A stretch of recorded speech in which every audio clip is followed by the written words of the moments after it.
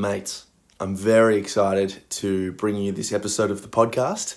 I am currently about halfway through producing my audiobook for Yes, I'm Fine, Just Tired. And this is going to be episode, I think it's 43 of the podcast. Could be wrong there, could be 44 or 42. I think it's 43. But this is chapter 4. This is chapter 4 of the book, which is called The Most Important Moment of My Life. And I think it really was. It was a moment that really forced me to develop introspection techniques because it brought up so many things that I hadn't contended with previously. It was my experience, sounds like a bit of like a cliche, but it was my experience doing mushrooms up on Schoolies. And I'm really proud of the way I kind of wrote the chapter. I'm even more proud of the way I spoke about it during the actual chapter on the audiobook, and I hope you get a lot from it. It's obviously very anecdotal. What I do hope you get from it is just the idea that it's important to be just as grounded in life, like having a purpose and being disciplined and, doing things for other people, etc., as it is to, move off into the land of experience and actually learn a little bit more about yourself. So introspection techniques like float tanks, meditation, diary writing, all that sort of stuff. So that's what I'm trying to get across from the book as a whole, but also this chapter specifically. It forced me to look inside myself, and that was a really pivotal, God, I haven't even had any wine. It was a very pivotal turning point in my life. So I hope you get a lot from it, guys, and I love you all, and I'll talk to you after the show. Bye. The pale blue dot. Chapter 4. The most important moment in my life. My oldest friend, we met when we were 3 months old, is a bloke named Bryce. I didn't actually head up to Schoolies with him, but I knew he'd be there with his mates, and some of them were my friends too. In any case, I knew we'd meet up during the week. Bryce and I both decided on the Thursday night that we'd head out together and then meet up with the others at a bar later. I'm not much of a drinker outside these sorts of weeks or one-off events, so I was pretty wrecked by the fourth day. I try to stick to an 80-20 principle. It's kind of my own work hard, play hard standard I aim to uphold, whereby I'll eat, train, sleep well, and meditate consistently for a good 4 to 6 weeks block. Then, when something is organised, head out and have a good few beers. I find it pretty easy to justify. Cool story, Hansel! Bryce and I, on that Thursday night, decided not to drink, but instead eat some mushrooms just for the fun of it. His mates were hammering mushrooms up there, and it seemed like a pretty rad idea at the time, so I jumped on board. It's funny, as I'm writing this, all those intricate details about the night are rushing back. I remember getting our bag of mushrooms from a mutual friend who'd picked them himself. I remember heading back with Bryce to the camping spot I was staying at and watching my mates get blind drunk like I had been the nights before. I've often wondered how my life would have panned out if I decided to ditch the shrooms and stick to alcohol. For sure, this book would not have been written. Bryce and I headed back to where he was staying before stuffing our faces full of poisonous mushrooms. Not poisonous in a sense that they could kill us, but they were pretty poisonous. We waited for the effects to kick in. That didn't take long. We'd planned on heading out once we felt a buzz, but the truth is we never left. We'd planned on getting drunk at the local beach hotel, but we were soon to realize that would be no easy task. Before I continue, there are a few pivotal moments in this story, and for all the readers out there reading this book, obviously you guys are listening to this, but if you do get the book and you decide to read it, I have actually underlined those moments to reinforce their significance. Alright, here goes. The most important moment in my life. The minute we got to Bryce's house, we poured the mushrooms out from a bag and onto a nearby table. They were the biggest mushrooms I'd ever seen, much bigger than any edible mushrooms I'd eaten in the past. It may have been something to do with the warmer climate in northern New South Wales. I don't know, but these were enormous. Someone once told me that bigger didn't necessarily mean stronger or more potent, so half tipsy from a day on the piss, I began to stuff my face. And Bryce did the same. Within minutes, I'd finished my 4th enormous mushroom and was just about to dive into the 5th. We had 8 each when Bryce stopped me dead in my tracks. And this is an underlined quote in the book. "Mate, I reckon we should wait and see how these first 4 go before we jump into the second half." I'd say 80% of the anxiety and stress I endured from this night was due to the thought of what may have happened if Bryce hadn't stopped me from eating the second lot. I experienced panic attack after panic attack for months on end over the concept of being twice as drug fucked as I was. I must admit, the thought doesn't sit well with me even today, though I have come to accept this moment in my life. In any case, I am bloody grateful Bryce said what he did when he did.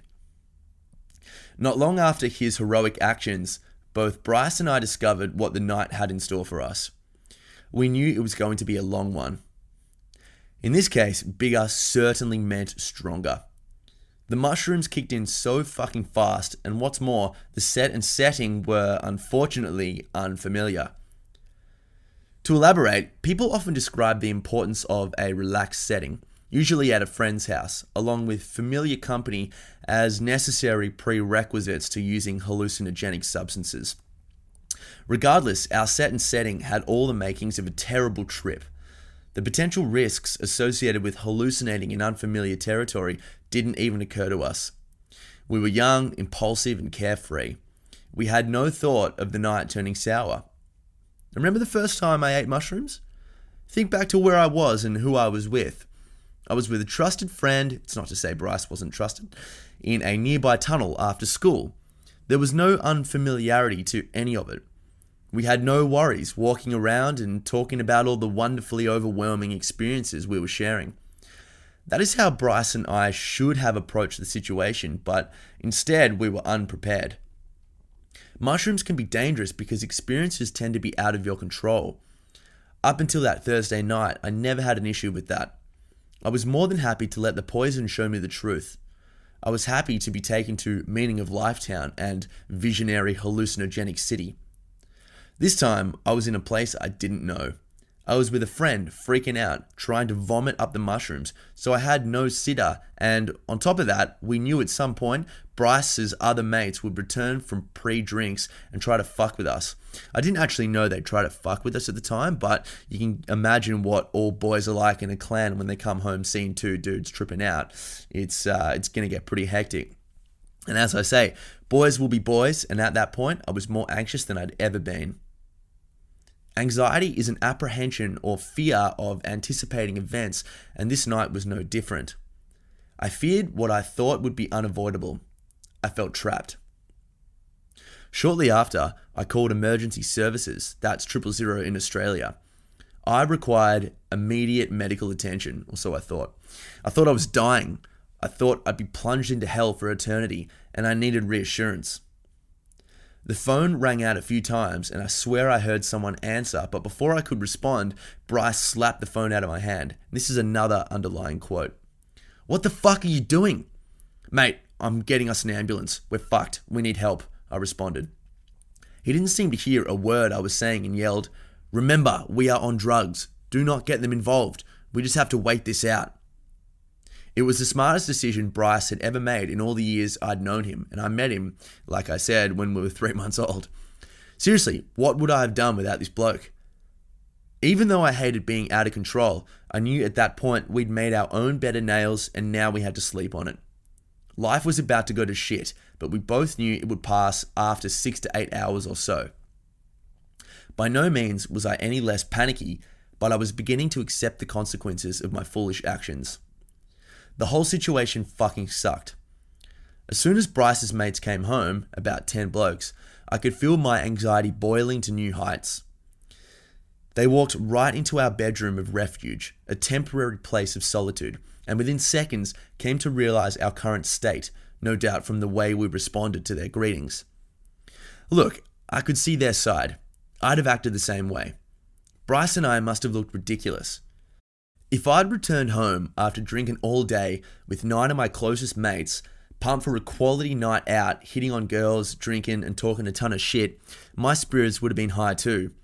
On top of that, if I discovered one of my mates and his best friend was sitting at home alone, drug fucked, yet completely responsive, I'd be in hysterics. I could see their side, but it didn't make it any easier when they all started screwing around with us. I knew it was going to happen, but I didn't prepare for the extent of it, nor could I. I was overwhelmed and my heart rate stepped up a notch. My head began to ache. The initial 2 hours were the hardest.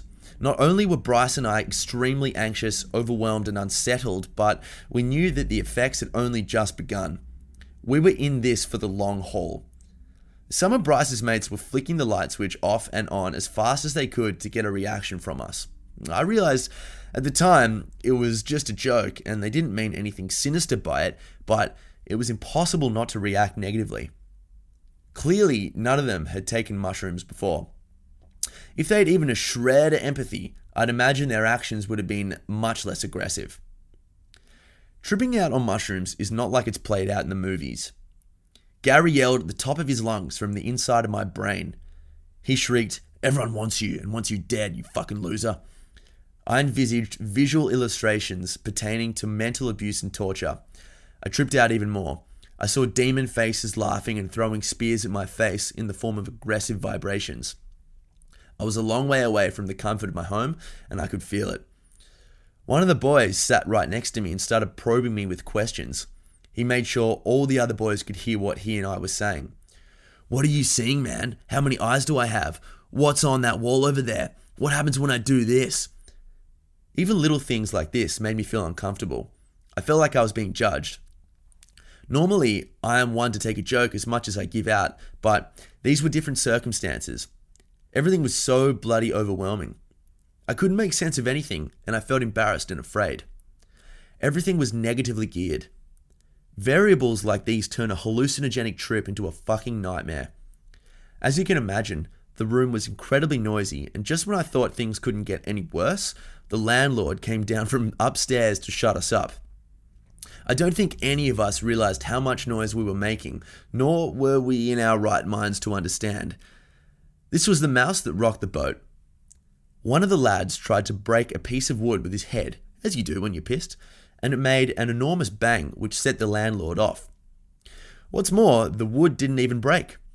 I remember looking at the wood before it came into contact with the bloke's head, and I could see the same vibrations as were on the roof of the tunnel the first time I ate mushrooms. It provided a sense of comfort to what was otherwise a volatile situation. However, the loud bang against the wood, the shouting that followed, and the vibrations sparked an internal panic unrivaled by any other experience. If I recall accurately, and I probably don't, the landlord was an older, smarter sort of bloke with long white hair. Kind of like how I pictured Gary in my head. He gave us a massive spray for what seemed like an eternity. The whole time, I hoped he wouldn't realize I was tripping out and hence kick me out on the street or something, but he seemed to direct his anger towards the other blokes, Bryce included. For a brief moment, I dodged a bullet. However, the realization of being out of control and cornered in an unfamiliar setting with someone else's mates came back all too quickly. Imagine your mind more creative than ever before. Picture feeling trapped with no end in sight.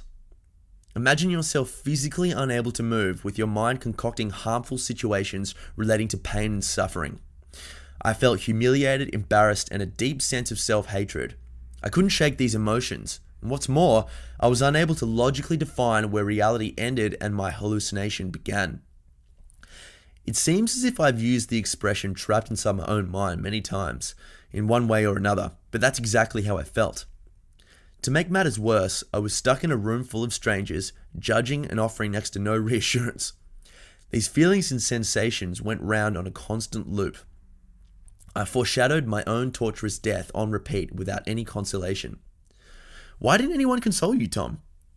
Well, because I was not in any real danger. Or so it seems. I was sitting on a mattress on the floor. I hate the idea of not being able to communicate with people around me or being stuck with no guidance. It could be ignorance, but I can think of nothing worse than being trapped in a paralyzed body with a perfectly functioning mind. Perhaps this fear was derived from my experiences on Schoolies. The only good to come of the shouting was that the landlord forced all the other boys out for the night. Bryce and I were technically supposed to leave as well, but we stayed hidden amongst the clutter and resided in that very room for the next 8 hours. As each bloke left, the house became progressively quieter. Things were becoming less overwhelming. I was beginning to calm down. There was an old, broken fly screen door at the front of the house that hung off the railing and made a sharp, screeching noise when it moved. As each one of the boys left, the screeching sounded to me like a loud gunshot. Under normal circumstances, I'd have disregarded the comparison completely. Under these circumstances, however, my newfound creativity made me think the house was under siege and that I should warn Bryce to vacate the premises. However, I thought it best not to trigger Bryce's apprehension further. I kept it to myself. So there we were, two mates, deep within fear but in a state of temporary bliss, as though enjoying a brief pause in turbulence on a plane, unsure how we'd get through the next 8 hours. In truth, we had no idea how long the hallucinations would last. I described this moment as a state of temporary bliss as the panic had partially subsided. The end of judgment and humiliation from Bryce's mates felt like a huge weight had been lifted off my shroomy head too. That said, by no means was I relaxed. After 10 or so minutes, with the house now quiet, I asked Bryce what we should do, to which he monotonously stated, "We just have to sit here and wait it out." It wasn't long before the hallucinations reached new heights. We started describing our experiences to each other. And I actually do remember this, and it was fucking crazy. It was like the most heavy I've ever hallucinated. And it was like I wrote before, like my perception of reality just was completely warped and broken down into just infinity little worlds here and there. And Aldous Huxley in Doors of Perception wrote something like, you know, when you're looking at a pair of pants, it looks like there's just a completely like a world inside a world inside a world, and we only perceive reality, obviously when we're sober, along this one bandwidth that the ego, you know, identifies and you know, makes these things like sock, shoe, you know, bed. But when you shut that part of the brain off, like these things do, you just are warped and you just don't know where you end or begin, what the hell time is. It's just crazy. So yeah, it wasn't long before the hallucinations reached new heights. We started describing our experiences to each other. I initially tried to sleep it off, but it was pointless. I recall closing my eyes and falling down into an abyss. It was like another realm or world inside my own mind. Every time I looked at different things or closed my eyes, I'd see new worlds and landscapes. It was overwhelming, yet I found the whole experience fascinating. The backdrop of this first world was straight out of the movie remake Tron. There is a specific scene where the protagonist falls into a grid dimension with weird orange lines. It looked exactly like that, only this time I was the protagonist. No wonder I found it difficult to sleep. I could also describe it as the room Homer Simpson falls into behind the shelves when he breaks the fourth dimension. Well, I felt like I'd broken my own dimension, whatever that means. I had no sense of reality and fell for what seemed like years, although I'm sure my eyes were closed for no more than a few minutes. This is one of the scariest parts about hallucinating. You tend to lose all sense of time, so your experience, good or bad, can last for an eternity. When I finally hit the bottom of the grid, in reality I was lying on a bed with my eyes shut, I looked around and noticed I'd fallen into an interrogation room. My mum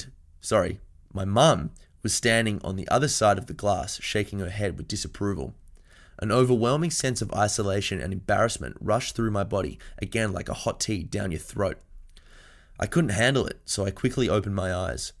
I was brought straight out, and that thing, when my mum was shaking her head at me with disapproval, she was standing, I was in like this room of just jail bars, and my mum was like 50 meters high looking down at me, like with just this, I remember the emotion. It wasn't like she was looking at me disapproval. I remember feeling like this, the most powerful sense of guilt I've ever felt. And, you know, looking into this sort of stuff over the years a little bit later now, this is really fun, by the way, getting to talk to you guys as I read my own book.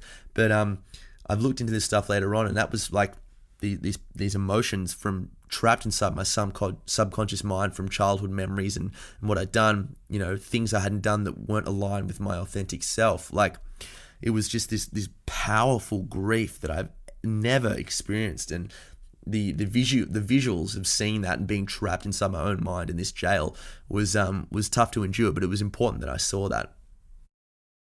I was brought straight out. I made sure to keep my eyes open for the rest of the night. Tron World could fuck right off, but it meant I had to stay awake. I looked to my left. Bryce was just sitting there, blanket over his legs, in complete silence. It was pretty intense. The blanket he used to keep his feet warm appealed to me first. It was ridiculously colourful. I thought to myself, here we go.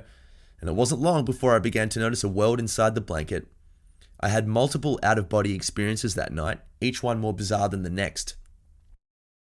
I feel if I'd eaten the mushrooms, then meditated and gained some self-understanding from them, I'd retrospectively perceive the experience as a positive.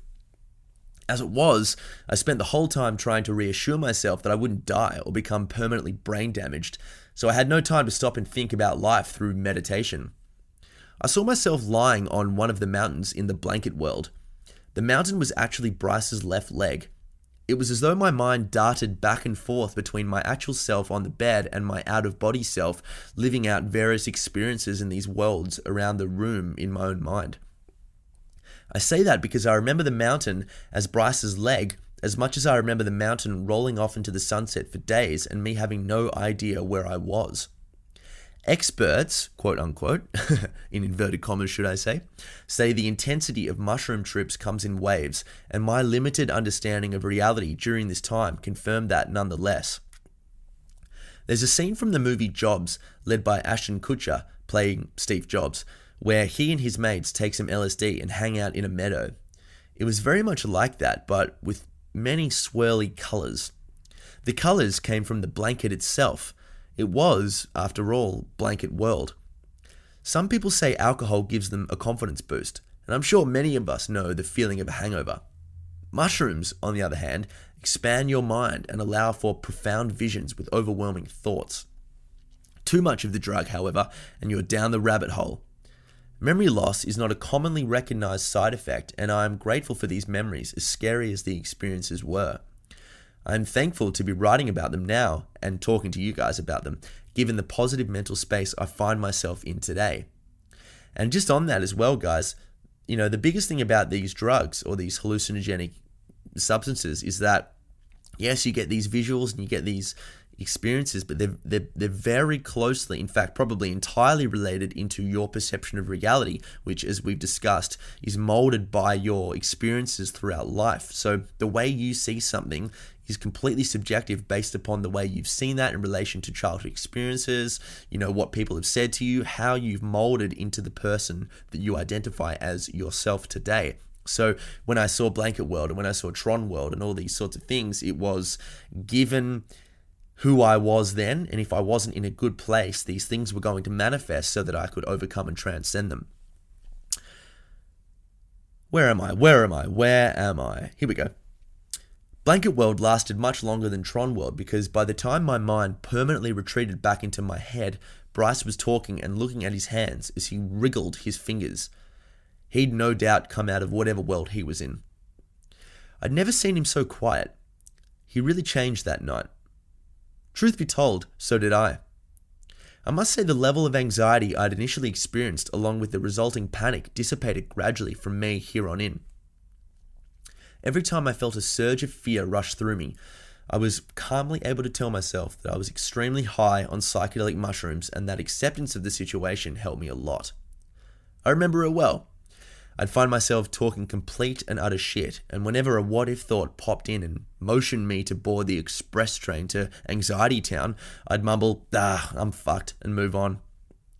The trainer was left without me. There are two other worlds I want to mention.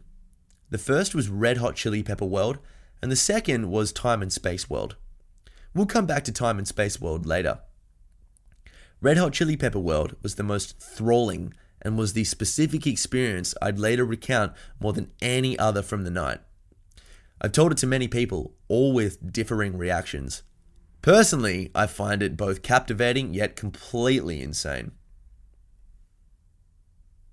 3 long hours had passed, and Bryce and I were tripping heavily. I'd experienced a shrooms trip multiple times before, but never had I gone this deep. It was so fucking intense. Everything was vibrating. There were tons of weird colors everywhere, and I looked and I had a strange buzzing sensation between my ears. It was kind of like walking into a room with a million kaleidoscopes and a million mirrors all facing each other.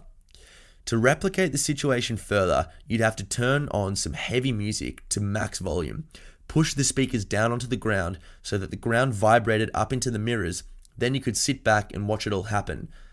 The difference being, I was trapped in the room as opposed to observing it from the outside.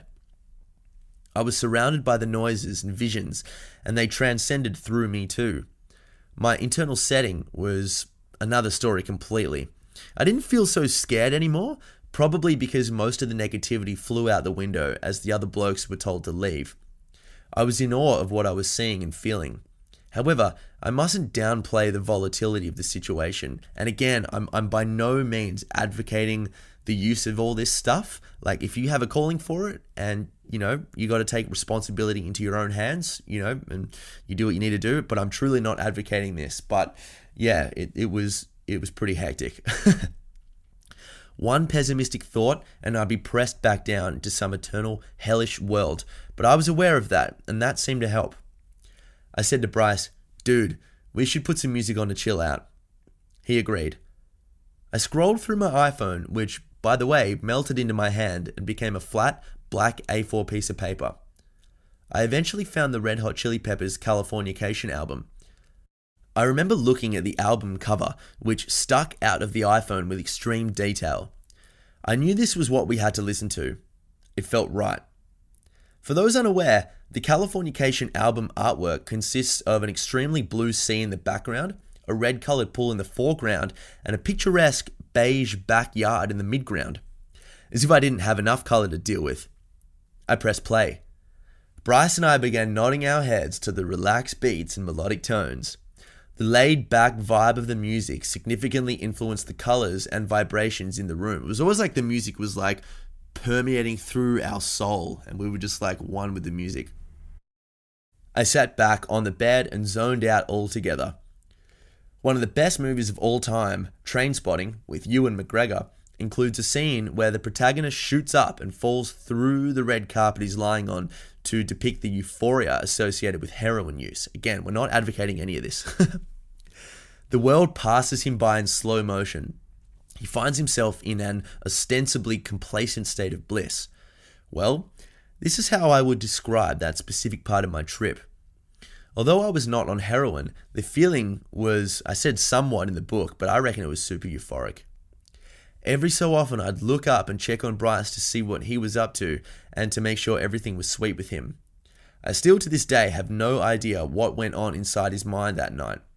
The only thing I get from him is, "Dude, it was the most cooked I've ever been." He'll then laugh or make some other gag shortly after. Really informative, mate. Thanks. So we were roughly 3 or 4 hours in by this stage. The effects were well and truly in full flight, and we knew it'd take hours for them to eventually fade in and out, all the while getting progressively weaker. I sat up to check on Bryce again, then looked over at my iPhone, which was now back on the mattress where I left it. I looked closely at the album cover and noticed the waves in the background moving a little. Side note, mushrooms don't necessarily cause hallucinations like those portrayed in the movies, like I've stated. When I say the waves were moving, it was more like the vibrations I was seeing everywhere were so vivid and in the album artwork specifically that I couldn't tell the difference between pulsing colors and swaying waves.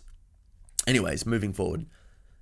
The best way I can describe this next situation is by relating it to the scene in Harry Potter and the Half-Blood Prince, where Harry first looks inside the Pensieve and subsequently falls into Dumbledore's memories. Bear with me, guys, bear with me. As I recall, I did the same. I fell into the album cover and into the red pool encompassing the foreground. Similar to Blanket World, my conscious mind darted back and forth between the me sitting on the bed, the real me, and the alternatively conscious me floating in the pool. I'd look up at myself, return into myself, then look back down at myself and fall back into that self. Now, that's not to say I move between two conscious bodies like a ping pong ball in a table tennis game or change colors in a video game from Mario to Luigi. It was more like I'd hang out in one area, then when I spontaneously looked at my other self, I'd return to that other self. So In one way, I was in control. I understand all of this sounds insane, but mushrooms can be like that. This transition of consciousness between bodies was not a very pleasant sensation either, and I had no idea how long it lasted. I had no sense of time. Reading that little experience then just makes me think how I really do believe that consciousness isn't just restricted to the body and that it permeates through, the universe almost, like just this oneness that we are all a part of. And in my second book, I wrote about a quote that Alan Watts wrote, which is like, you are a part of the universe in as much as a wave is a part of the ocean. It's just a part of the ocean. Like, we are connected in sort of one eternal oneness. And it really is the case that when you do take this sort of stuff, that you feel connected to something greater because you're not defined by the physical body.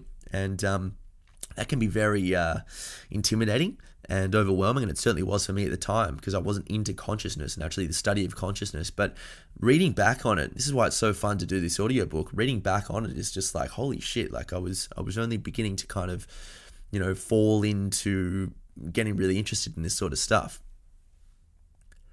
Eventually the effects faded and I touched back down into the realms of reality. I looked at Bryce, who looked back at me. "What?" he asked. "Dude, you're not going to believe what just happened to me." "I'm sure I will," he chuckled. I proceeded to tell him about swimming in the red pool and the melting iPhone, etc., but to my surprise, his reaction was much less intrigued than I'd have thought it would be. He was well aware of what was going on. I assume his hallucinations had faded slightly too, but it was as though I had just told him we evolved from chimps. In other words, he didn't seem surprised in the slightest. After 10 or so minutes, I looked back at the album cover with the music still playing and influencing the night's vibe. I wanted to scroll through the other songs on my iPhone. Surely there were other songs to help make the experience less overwhelming. I pressed back out of Red Hot Chili Peppers, but to my astonishment, I noticed only 2 songs there. Bryce and I, unknowingly, had listened to the same 2 songs on repeat the whole fucking time. We must have been sitting there for 4 hours. I couldn't comprehend it. It felt like it had been 15 minutes, but somewhere deep down, I knew the transition between my conscious bodies went on longer than that. This is what I mean when I say I couldn't make sense of time. Even today, the collective memories of this experience present bizarre paradoxes I cannot begin to describe. I'll recall one memory, but then remember another, which seems to completely contradict the first. I wonder if that's what amnesia feels like.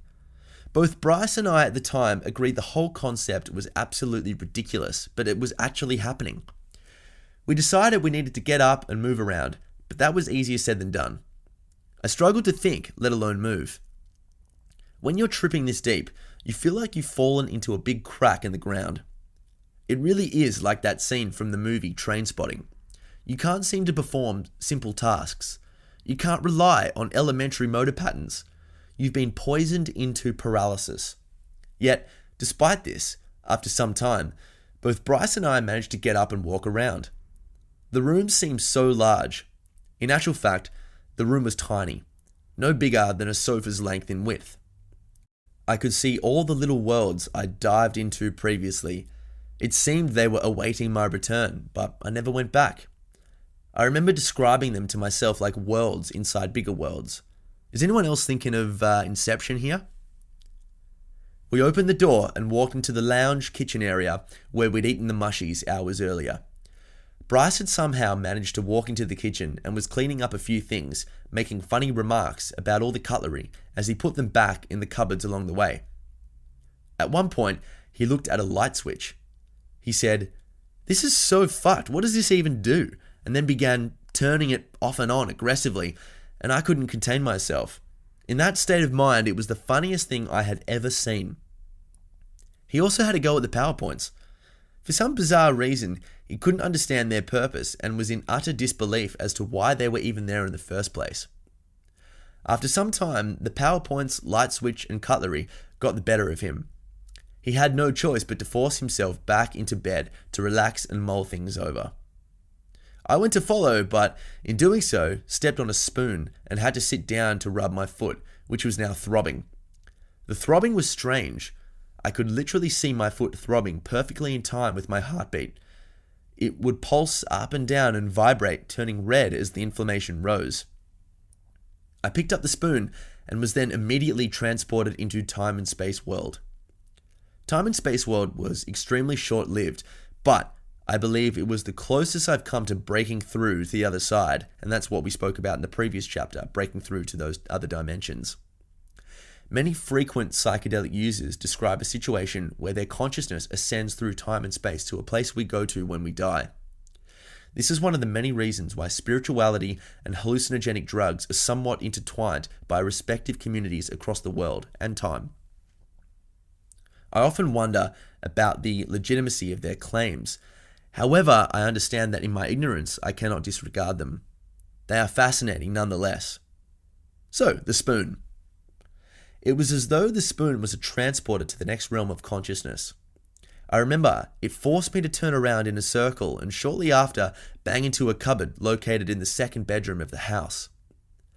When my head hit the cupboard, I began to journey through time and space again.